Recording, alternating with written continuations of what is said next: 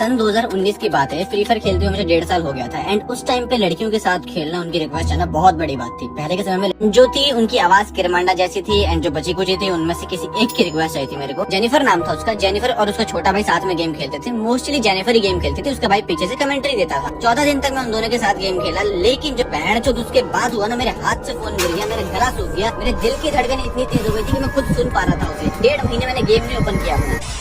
तो बेसिकली कहानी शुरू होती है। जेनिफर ने मेरे को रिक्वेस्ट भेजी थी क्योंकि मैंने उसे 2019 में सोलो वर्सेस स्क्वाड में मारा था। She wanted a good teammate, so I accepted her request. हम साथ खेलने लगे। भाई आप मानोगे नहीं, उसकी आवाज इतनी प्यारी थी ना कि मैं दुनिया की सारी परेशानियां भूल जाता था। पर वो काफी डिप्रेस थी, मतलब मेरे को आज भी याद है, बीच गेम में शी स्टार्टेड क्राइंग। रात का टाइम था, मैंने पूछा क्या हुआ तो वो बताती भी नहीं थी। मेरी बातें भी ज्यादातर सुनती थी, रेयरली जवाब देती थी। फिर उसका भाई भी बीच बीच में गेम में आता, बोलता दीदी कुछ खा लो, काफी टाइम हो गया। वो शांत रहती है, बिल्कुल कुछ नहीं बोलना। मैं भी उससे कहता जेनिफर गो इट समथिंग, काफी टाइम से खेल रहे हैं, चले जाओ कुछ खा लो। फिर वो जाती थी। उसका भाई मतलब बहुत बोलता था, एक गेम खेलने दो, मन कर रहा है। वो कुछ नहीं बोलती, चुप रहती है।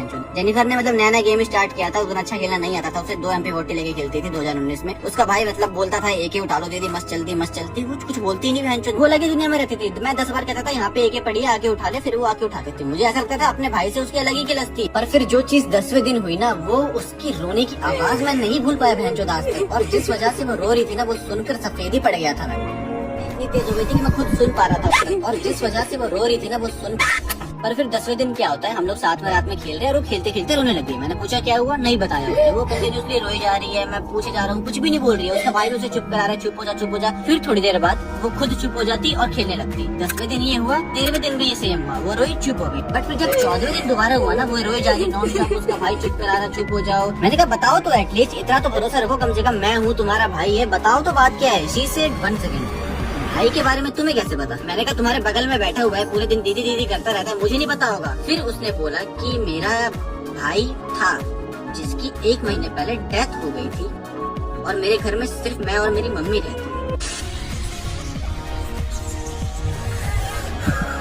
दिल पसीजने लगा मेरा, ऐसा लगा कलेजा मुंह से बाहर आ जाएगा। बालकनी पर खड़े होकर मैं उससे फोन पर बात कर रहा था। फोन छोड़िए हाथ से, मेरी बॉडी मूव नहीं कर पा रही थी कि मैं नीचे जाकर मोबाइल उठा पाता। I almost fucking fainted man. मैं खुद जमीन पर गिर गया और बस यही सोच रहा कहीं ये एक मजाक तो नहीं मेरे साथ। पर उस लड़की का हर रात चीख कर रोना, उसकी आवाज में वो कुछ खोने का दर्द, अपने भाई की किसी भी बात का जवाब न देना, ये मजाक नहीं हो सकता है। जो शायद उसके भाई को मैं ही सुन सकता था, पर मैं ही क्यों? सही में स्पिरिट रूम की दुनिया होती है, वहाँ से लौट कर आया जा सकता है। इतने सवाल भैंचो, मेरी सांसें वापस आई और अब मैं लग गया पता करने कि हुआ क्या था आखिर उसके भाई के साथ। और शायद वो मेरी सबसे बड़ी गलती थी।